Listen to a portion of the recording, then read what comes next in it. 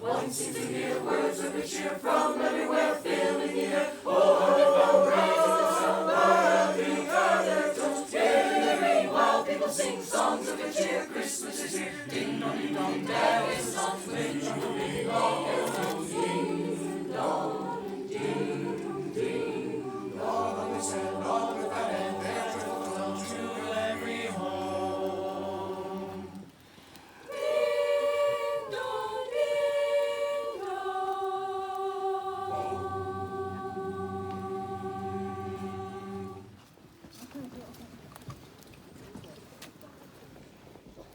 Forward! March!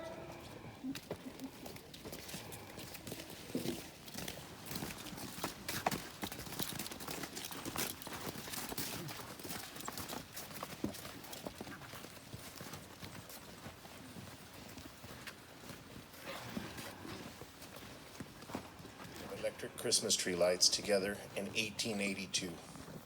Johnson and Edison Strand and partner, Edison Illumination Company, hand-wired 80 red, white, and blue light bulbs and strung them around a Christmas tree. But it would take 40 years for it to become a tradition. And in 1882, to buy those lights, it would have cost you a week's wages. So very costly back then.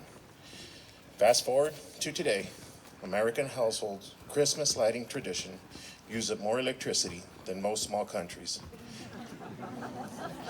I'm saying on Christmas, we use more electricity than the entire country of El Salvador and Ethiopia. I point this out to say, we Americans light up the world literally. So I'll end with this, Matthew 15:16. Let your light shine before others, so that they may see your good works and give glory to your Father who is in heaven. God bless you, your family, and have a Merry Christmas. To the newborn King, peace on earth and mercy mild, God and sinners reconciled.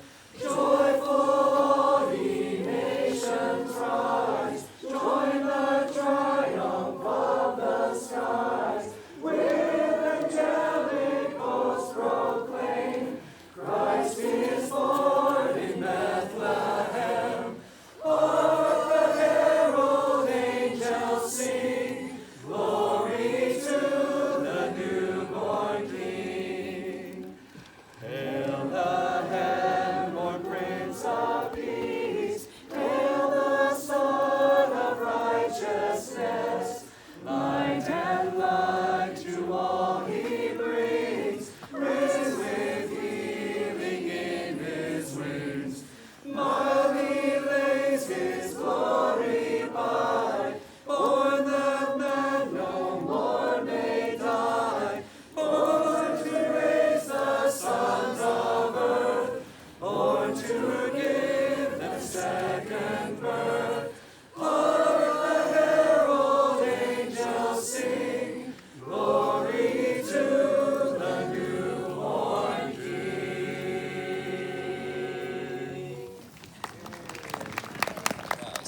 But I am happy to announce, though, that we have a recognition of the 96th annual trek to the nation's Christmas tree that was entered into the Congressional Record by the 117th Congress and the House of Representatives.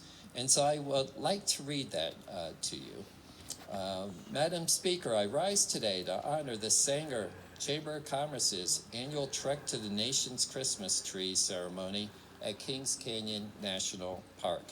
The General Grant tree growing in the Kings Canyon National Park is said to be over 1,650 years old. On April 28, 1926, at the request of the citizens of Sanger, the General Grant tree was dedicated by the federal government as the nation's Christmas tree. Thanks to the dedication and interest from the great residents of Sanger, the nation's Christmas tree is renowned across the country and the world. Sanger, California was recognized as the nation's Christmas tree city by the Post Office Department on October 1st, 1949. And so the General Grant Tree is a constant reminder of the sacrifices of the men and women of the armed forces who have served, fought, and died to keep our nation free. This national shrine preserves the spiritual, human, and civil rights upon which America was founded. Madam Speaker, I ask my colleagues in the House of Representatives to join me in honoring the Sanger Chamber of Commerce in celebration of the 96th annual trek to the nation's Christmas tree. And thank you. And so again, I'd like to close by thank you for taking the time to join us among the trees, and to wish for you a safe and healthy holiday season and a fantastic year ahead in 2022. Thank you. Colors.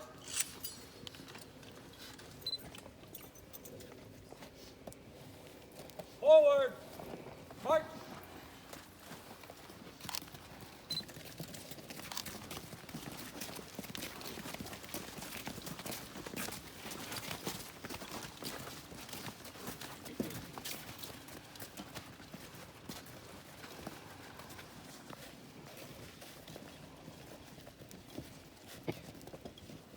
Color guard. Halt. Straight. Face. Color guard. Present.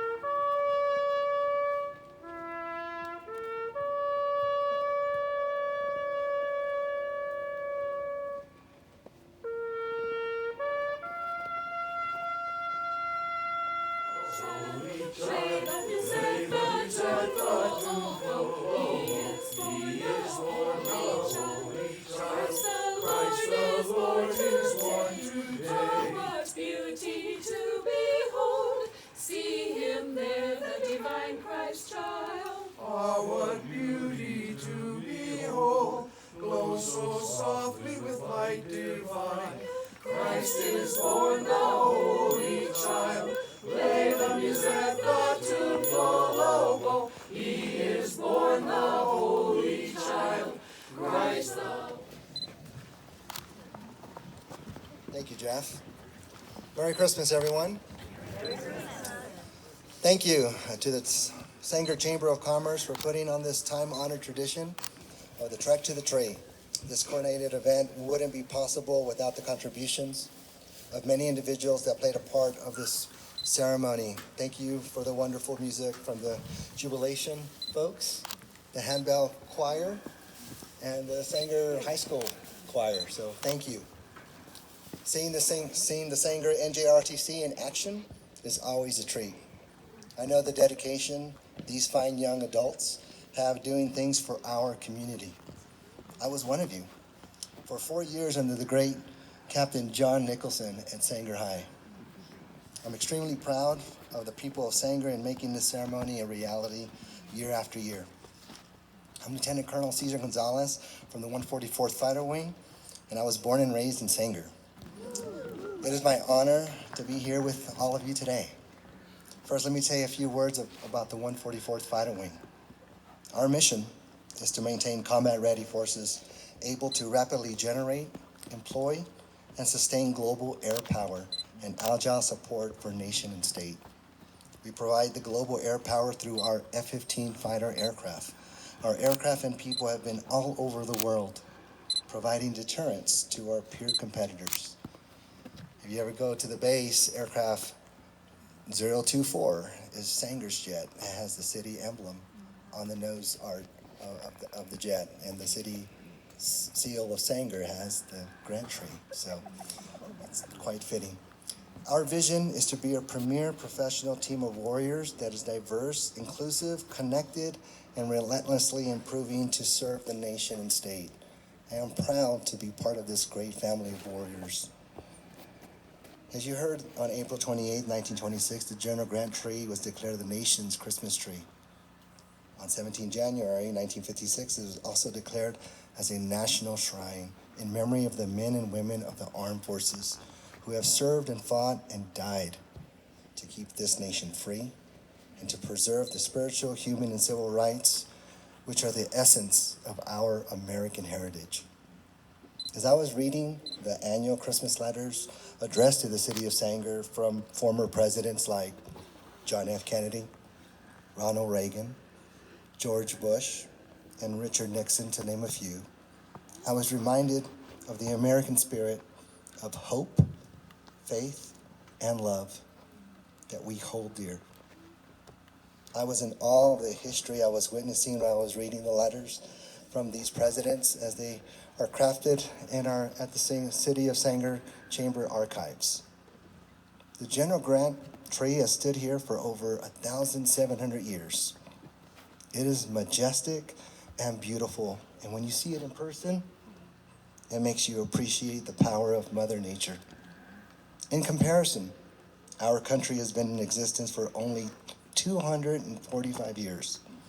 And in those 245 years, men and women have sacrificed themselves in wars and conflicts for the freedoms we have here today. And freedom is not free, and as President Reagan famously said, it is only a generation away from being taken away. There are peer competitors in the world that may want to challenge that in the future. Our armed forces will always be on the front lines in defending our freedoms we hold dear. The General Grant Tree is the only living shrine in the United States. And it was great to read that during the shrine dedication ceremony, Fleet Admiral Chester Nimitz mentioned that it was equal stature with that other great shrine in Arlington Cemetery, the tomb of the unknown soldier. Admiral Nimitz is a military legend and also has a series of the biggest United States naval ship named after the Nimitz class, the U.S. aircraft carrier. Americans have hope. We hope for a better tomorrow, a better future for our children's children. We are optimistic and idealistic that we can make a difference in the world. We hope to continue these wonderful traditions like these to remind us how fragile democracy is and reflect on the many sacrifices of the men and women in the armed forces. Americans have faith. Our country was built on faith. When we recite the Pledge of Allegiance, we say, one nation under God.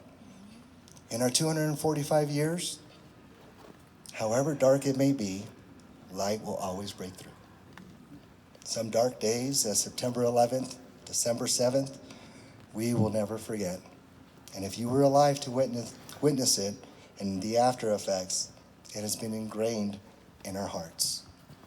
We have faith in Americans to do what is right. Americans love. The connections we have to each other are what makes us truly human and alive. We have more in common than what divides us. And during this time of year, we should go out of our way to be kind to our fellow men. And I'm humbled to be part of this 96th annual trek to the nation's Christmas tree.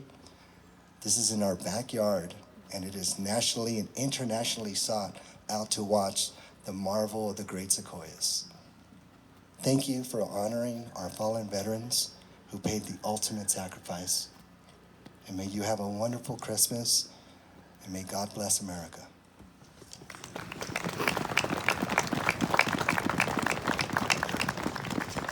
Willing to do this. I was absolutely humbled and honored because having an opportunity to talk about the birth of Christ really is at my core. It is part of my identity, and truly I am not worthy to be able to be here before you today.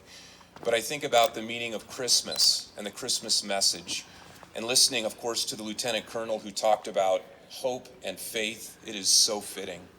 So I think back 2,000 years ago when Mary, of course, was pregnant, very pregnant with Jesus, and they had to find a place because she was going into labor. And of course, they came to Bethlehem, and Jesus was born in a stable, very humble beginnings, but the King of the world, born in a manger.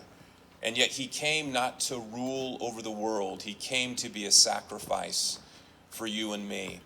And I think about this great planet that we have, this great place that we have, this incredible tree behind me, and just the creation that all of us get to enjoy. And God created all of it. God created you. He created me. He created us for purpose. And as the Lieutenant Colonel talked about how there are divisions, there's challenges, there are scary times right now in this world. It reminds me of Psalm 46. And as you read through it, it talks about how mountains may fall into the sea, how great tragedies can happen. But Psalm 46, about verse 11 says, "Be still and know that I am God." We serve a God who created this tree right behind me. And this tree is majestic. It's the second largest tree in the world. But I'm reminded that this tree stands here not on its own. And if you look just below the surface, the roots of these trees are shallow and they're intertwined, and they actually help each other to stand up.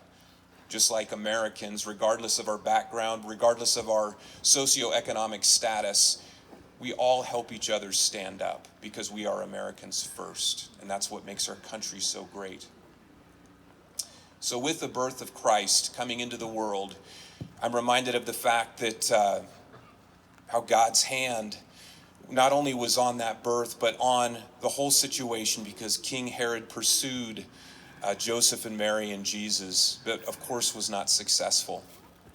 Through that birth of Jesus Christ, we had hope. We have hope. And I'm mindful of the fact that the one thing that the Lord asks of all of us is to be faithful.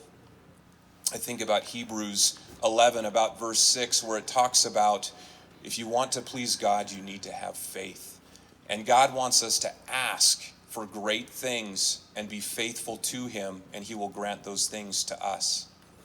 So as we enter into this Christmas season, I would challenge all of you to think about those things which are most important in life: family, service, neighbors, and how we interact and the role that we play in this world, and the gifts that God has given us. And I know as we seek God's will, we can change our neighborhood, we can change our community, we can change the world. God bless you and Merry Christmas.